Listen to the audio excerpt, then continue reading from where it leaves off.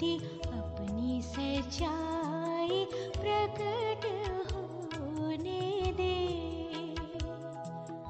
अपनी ज्योति अपनी सच्चाई प्रकट होने दे।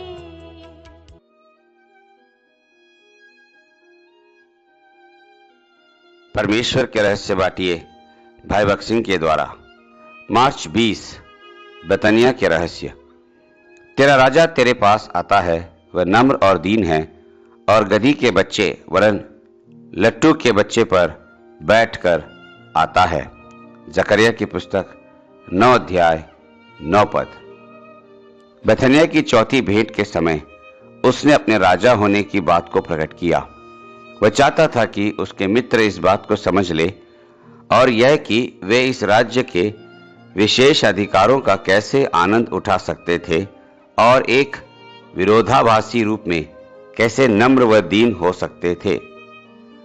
अनेक विश्वासी प्रभु यीशु मसीह को सिर्फ उनके मुक्तिदाता के रूप में ही स्वीकार करते हैं। वे सिर्फ ये चाहते हैं कि वह उनके पाप क्षमा कर दे और उन्हें स्वर्ग ले जाए। वे प्रभु यीशु की असली लालसा को नहीं समझते कि वह उन्हें अपना सहकर्मी और साथी बनाना चाहता है, और ऐसा होने के लिए उन्हें लगातार उसके राज्य और प्रभुता की अधीनता में आना होता है। बहुत सालों तक हारने और नाकाम होने के बाद जब अंततः उन्हें समझ आता है, तब वे प्रभु यीशु को उनके स्वर्गीय राजा के रूप में उनके हृदयों में स्थान देते हैं। यह जरूरी है कि वह हमारे हृदयों का, हमारे घर का और हमारी कलीसिया का राजा हो, और हमारे बीच में व्यक्तिगत रूप में, पारिवारिक रूप में और कलीसिया के रूप में उसका अधिकार लगातार काम करता हुआ होना चाहिए।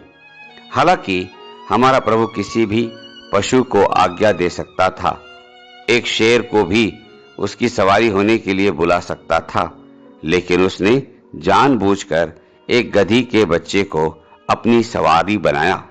सभी जानवरों में गधी का बच्चा बड़ा उत्पाती, विद्रोही होता है, और उस पर सवारी करने की कोशिश करने वाले जानते हैं कि यह आसान नहीं होता।